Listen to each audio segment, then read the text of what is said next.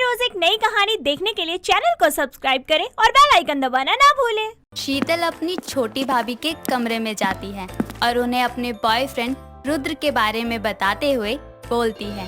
भाभी, मुझे आपको कुछ बताना है, समझ नहीं आ रहा कैसे बताऊं। साफ साफ बताओ ना, क्या बात है, इतना हिचकिचा क्यों रही हो? अच्छा ये बात है तो ठीक है भाभी, मेरा ना एक बॉयफ्रेंड है जिसे मैं बहुत ज्यादा प्यार करती हूँ और उससे शादी भी करना चाहती हूँ। तो तुम इसमें इतना घबरा क्यों रही हो? इतनी सी तो बात है। अच्छा, लड़का कौन है? क्या मैं उसे जानती हूँ? नहीं भाभी, आप तो उसे नहीं जानती, पर हाँ वो बहुत अच्छा लड़का है और मुझे बहुत खुश रखेगा। वो सब तो ठीक है, पर तुमने ये बात दीदी को बताई?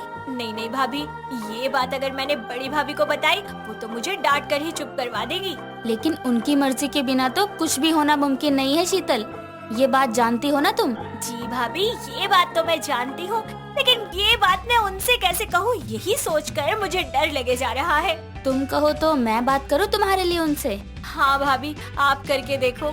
मीनाक्षी और शीतल दोनों मिलकर राधिका के कमरे में चली जाती हैं। राधिका दोनों को एक साथ अपने कमरे में आता देख चौंक जाती हैं और वो उन दोनों से बोलती है। अरे क्या हुआ? तुम दोनों एक साथ मेरे कमरे में क्या कर रही हो? दीदी, मुझे आपसे कुछ बात करनी है। असल में हम दोनों को आपसे कुछ बात करनी है। ऐसी कौन सी बात है? हमारी शीतल जवान हो रही है, आपको नहीं लगता उसके हाथ पीले कर देने चाहिए? हाँ, ये तो तुम सही कह रही हो, बिल्कुल। मैं भी कब से यही सोच रही हूँ। तो सिर्फ सोचती रहेंगी या कुछ करेंगी भी? लड़का भी तो होना चाहिए ना मीना, ऐसे ही थोड़ी ना हो जाती है शादी। लड़का है ना भाभी, शीतल ने ढूंढ लिया है। शीतल, ये सच है? और लड़का कौन है? कब से चल रहा है ये सब? ये सच है भाभी, वो मेरी कॉलेज में ही पढ़ता है। हम दोनों 4 साल से एक साथ हैं। और तुम हमें अब बता रही हो? वैसे लड़के का नाम क्या है? पहले बताकर क्या होता, शादी की उम्र तो मेरी अब हुई है ना। ये भी ठीक बात है। अच्छा, नाम क्या है उसका? रुद्र। तो घर पर बुलाओ रुद्र को। ठीक है भाभी, मैं आज बुला लेती हूँ। अच्छा, मैं कॉलेज के लिए निकल रही हूँ, आप दोनों से शाम को मिलती हूँ। और मीनाक्षी भाभी, आप जरा मेरे साथ नीचे आना। शीतल और मीनाक्षी अब नीचे आ जाती हैं। नीचे आकर शीतल जल्दी से मीनाक्षी के गले लग जाती है, फिर उससे बोलती है। थैंक यू सो मच भाभी, आज आपकी वजह से मेरी बहुत बड़ी टेंशन दूर हो गई। अरे शीतल, कैसी बात कर रही हो? ये तो मेरा फर्ज था। अब तुम कॉलेज जाओ वरना लेट हो जाओगी। ठीक है भाभी, बाय। अब शीतल वहाँ से चली जाती है और अपने कॉलेज पहुंचकर वहाँ जाकर ये खुशखबरी रुद्र को सुनाती है। पता है तुम्हें, भाभी मान गई। क्या? लेकिन ऐसे कैसे मान गई? मेरा मतलब है कि तुम ही कह रही थी कि वो बहुत स्ट्रिक्ट हैं, इतनी आसानी से नहीं मानेंगी। हाँ, मैंने कहा था ना कि मैं अपनी बड़ी भाभी से सीधा जाकर बात नहीं कर सकती। फिर मैंने अपना दिमाग इस्तेमाल किया और मैंने सारी बात अपनी छोटी भाभी को बता दी। फिर उन्होंने अपने तरीके से बड़ी भाभी से बात कर ली। अच्छा, तो ये बात है।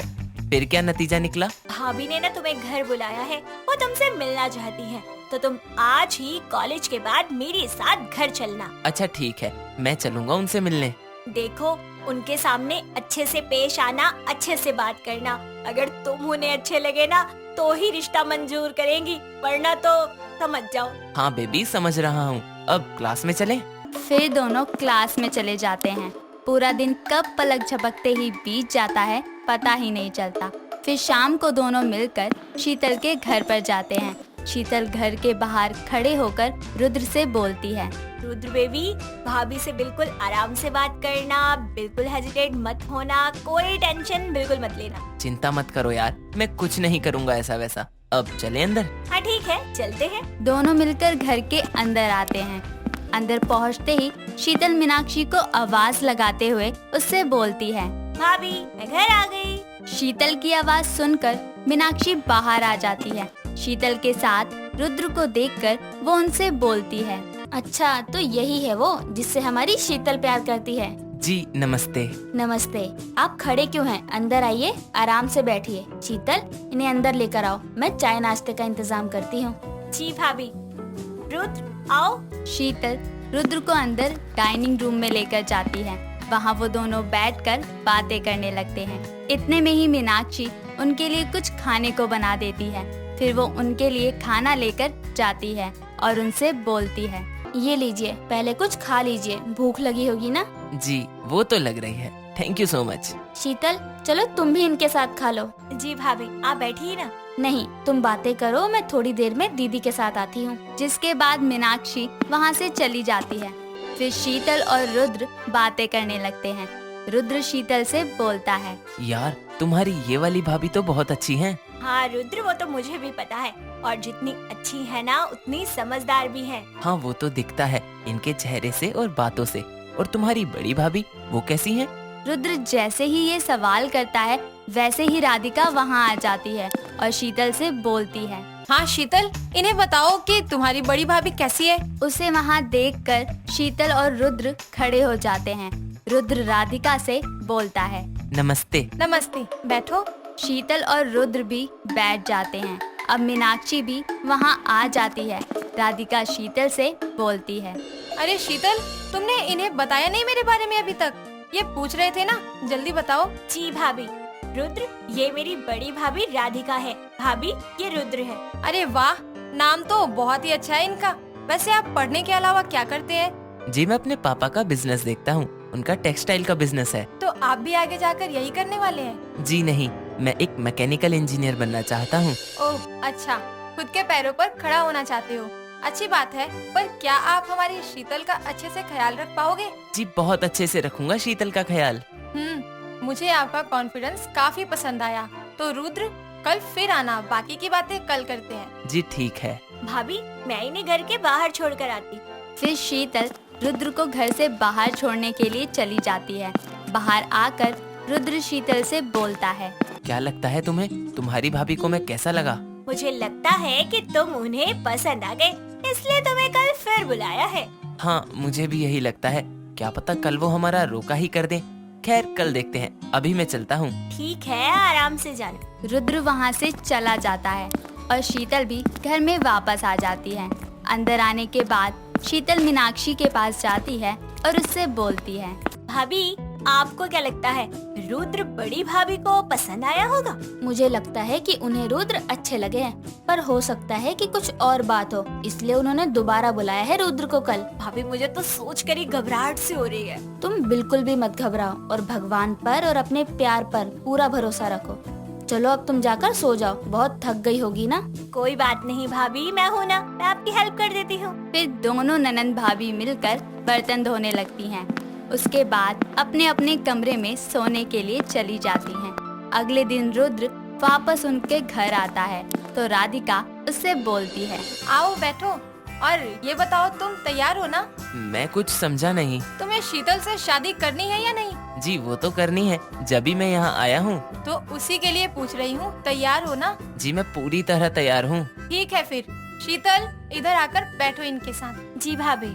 शीतल रुद्र के साइड में बैठ जाती है और फिर राधिका मीनाक्षी से कहती है, मीना, जाओ कमरे में कुछ सामान पड़ा है, इसको लेकर आओ। जी दीदी, अभी लाती हूँ।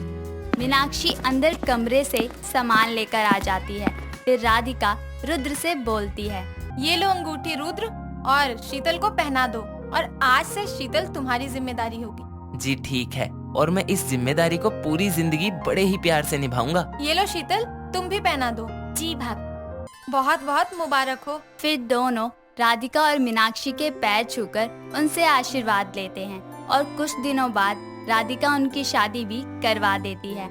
फिर सब खुशी खुशी अपनी जिंदगी बिताने लगते हैं।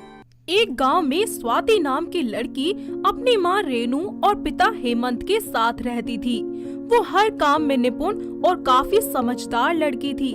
उसके माता पिता उसकी शादी के लिए रिश्ता तलाश कर रहे थे और ऐसे ही एक दिन स्वाति के लिए समीर नाम के लड़के का रिश्ता आता है और वो अपनी माँ निशा और पिता केशव के साथ उनके घर आता है। आइए आइए, बैठिए आप लोग। जी जरूर। और भाई साहब, काम वगैरह सब ठीक चल रहा है? जी हाँ, सब अच्छा है। आप जरा लड़की को बुला लीजिए। जी अभी बुलाता हूँ। तभी वहाँ स्वाति आती है और सभी को चाय देती है। समीर के घर वालों को स्वाति बहुत अच्छी लगती है। दोनों के घर वाले मिलकर उनका रिश्ता पक्का कर देते हैं और कुछ ही दिनों बाद उनकी शादी हो जाती है। शादी के कुछ टाइम तक तो सब कुछ बहुत अच्छा चलता है। साथ ही स्वाति भी घर की सारी जिम्मेदारियां अच्छे से संभाल लेती है। लेकिन अचानक स्वाति की सास निशा अपनी सहेलियों के बहकावे में आकर अपनी बहू के साथ बुरा बर्ताव करना शुरू कर देती है और हर समय बस उसे कोसती रहती है। ऐसे ही एक दिन स्वाति, अरे ओ स्वाति, कहाँ मर गई? यहाँ मेरे घुटने दर्द से टूटे जा रहे हैं और तू पता नहीं कहाँ है। क्या हुआ माँ जी? मेरे घुटनों की मालिश कौन करेगा? कितने दुख रहे हैं ये। जी माँ जी, ठीक है, अभी करती हूँ। इस तरह हमेशा ही निशा उसे तंग करने का कोई मौका नहीं छोड़ती थी, लेकिन स्वाति हमेशा ही अपनी बहू का धर्म अच्छे से निभाती है।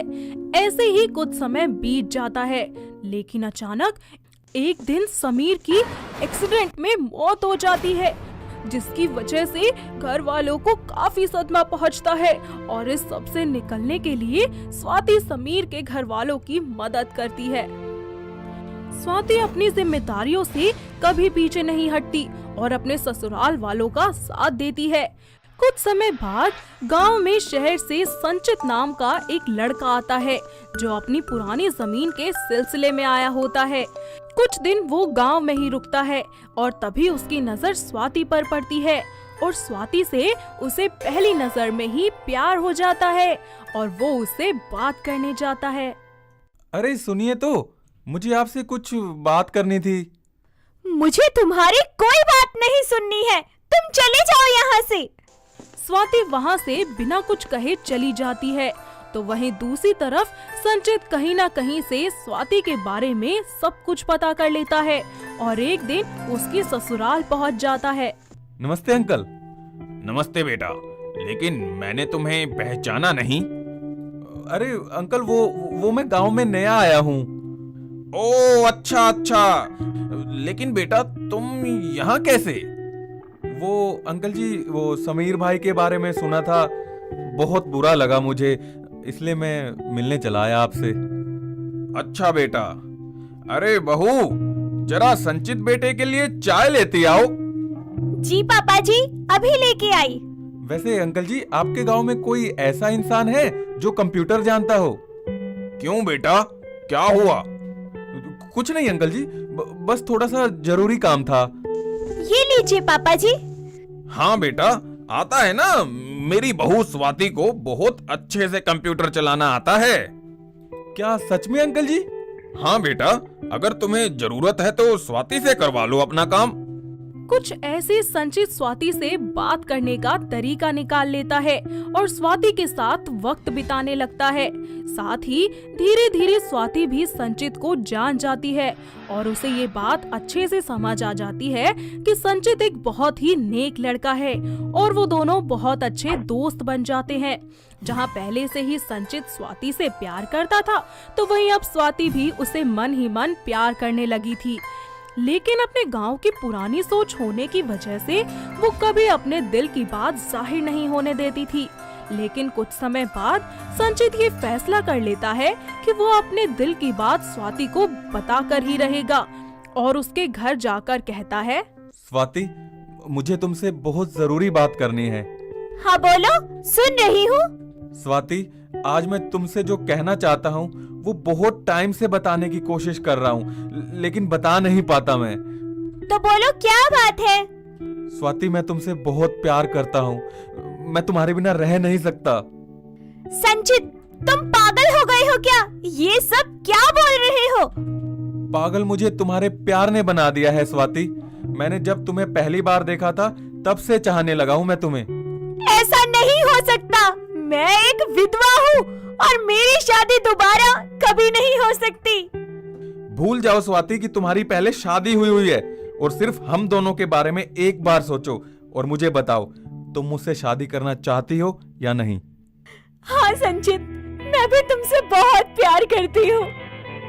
स्वाति और संचित एक दूसरे के गले लग जाते हैं और तभी पीछे से ये सब कुछ निशा देख लेती है और आग बबूला हो जाती है और बाहर अपने पति के पास जाकर कलेश करना शुरू कर देती है। अपनी सास की ऐसी आवाज सुनकर स्वाति और संचित बाहर आते हैं। हाय हाय केशव जी, कल मूही ने तो हमें कहीं का नहीं छोड़ा।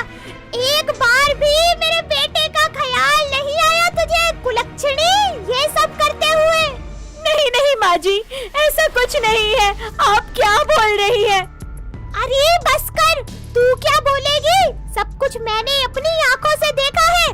कैसे तुम दोनों एक दूसरे की बाहों में चिपटे हुए थे। अरे भाग्यवान, आखिर हुआ क्या है? साफ साफ बोलो। हाँ, आपने भी इसको इतनी छूट दे रखी थी। अब देख लो कैसे पराये लड़के को घर बुलाकर मुंह काला करवा रही है अपना। क्या?